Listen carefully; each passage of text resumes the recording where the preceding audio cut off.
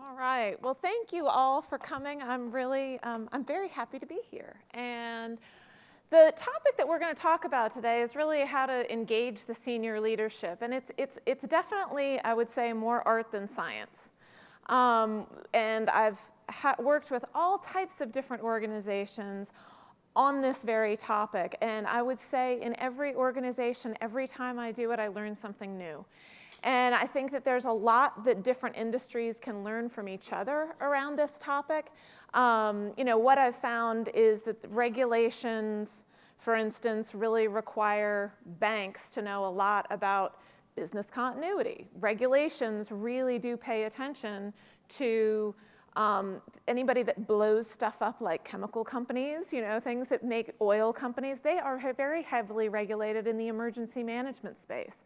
So I think that when we talk about crisis management, it really is trying to take what the very best of all different industries have to offer and put it all together. And so I think that when we're talking about senior leadership, if you think of crisis in a very, very broad way, anything that threatens the viability of the organization is something that I consider a crisis. And I think in the restaurant world, what can be a little bit difficult is that you guys deal with certainly incidents and emergencies all the time.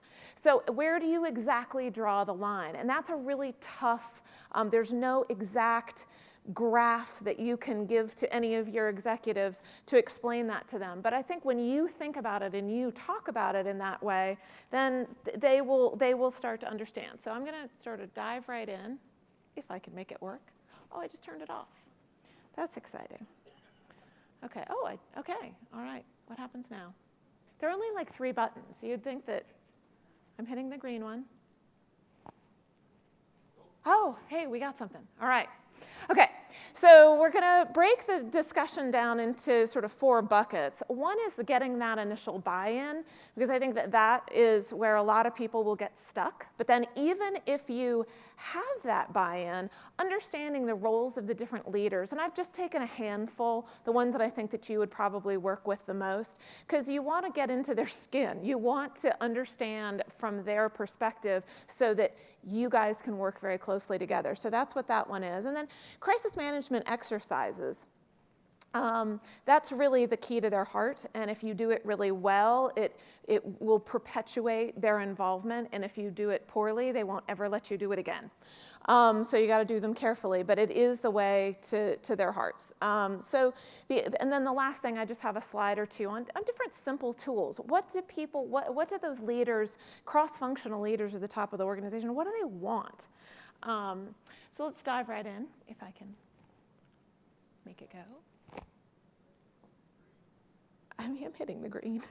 There we go. Okay, so getting initial buy-in. Really understanding the topics that are important to the leaders, not what necessarily is important to you. I think that it's the number one thing that people have a tendency to do to cut their own knees, cut themselves off at the knees, or really to think of crises only in the security world.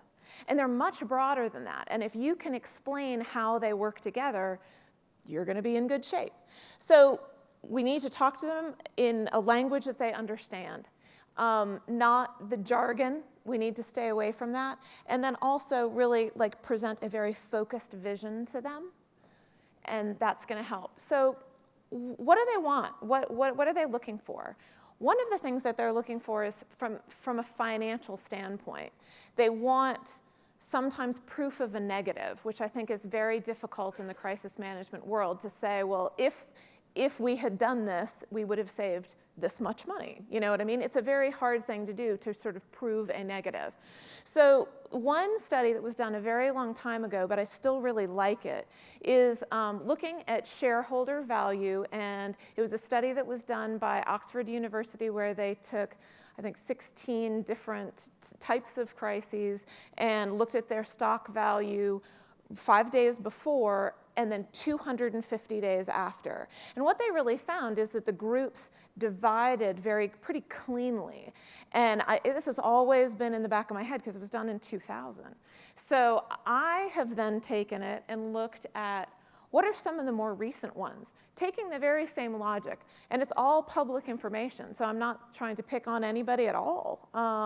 Not at all. But just really what has happened. So one of the ones that I think is good to look at, Target has been historically a very, very, very well-run company. I've done a lot of work with them. I respect them incredibly much. When the data breach happened, then if you looked at it 250 days later, their stock dropped 5%. Okay? BP took that very same, and they took even a deeper dive, and at 26%. Now, I would say over time, companies that that are extremely resilient, because no matter how or who they are, people are still going to go back to them, which are oil companies and banks very often. So if you take the long run, BP, Exxon, things, I mean, they're going to make tons of money.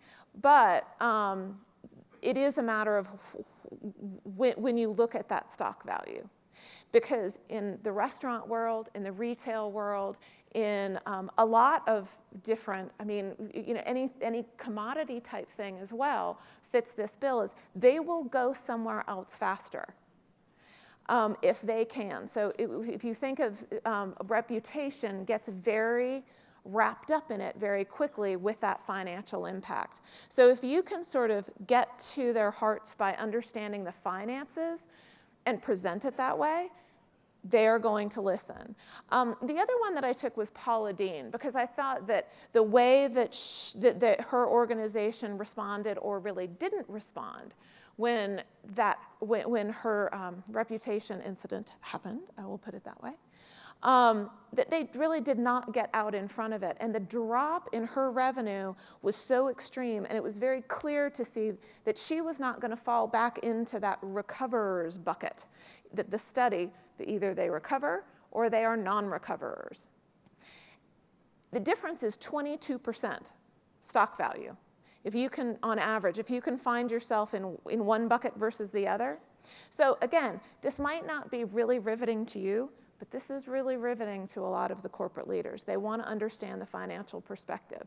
So what I will often do is, especially if it's a publicly traded company, you can take the stock price and you can show it to them.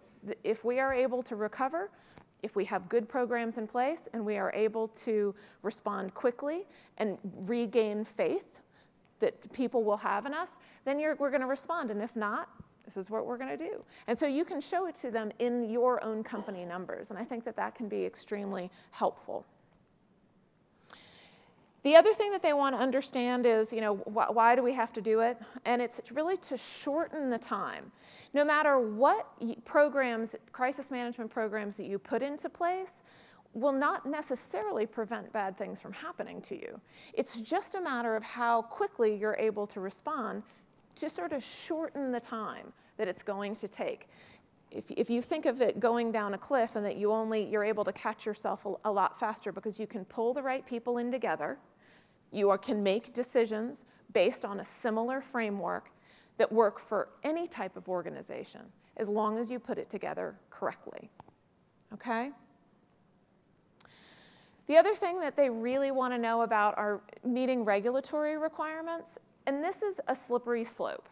Okay? There are things that are out there, which I'll go ahead and show on the next slide, that can pertain to any publicly traded company, but I've also seen some people really want to force the issue with regulatory, and I do think that in the restaurant world, this is probably not going to be your strongest argument. However, they do need to understand of transparency if it is publicly traded. There are, sort of each type of crisis seems to, bring more regulation. So it's also very difficult to necessarily know every single type of regulation in every single industry. But these are just some, again, they're focusing more on the money side that are out there Sarbanes-Oxley. And then out of the Dodd-Frank Act, out of the financial crisis, and again, it's mostly out of financial transparency, but if you don't have the right things in place so that your right leaders are talking to each other, you don't necessarily know what to report.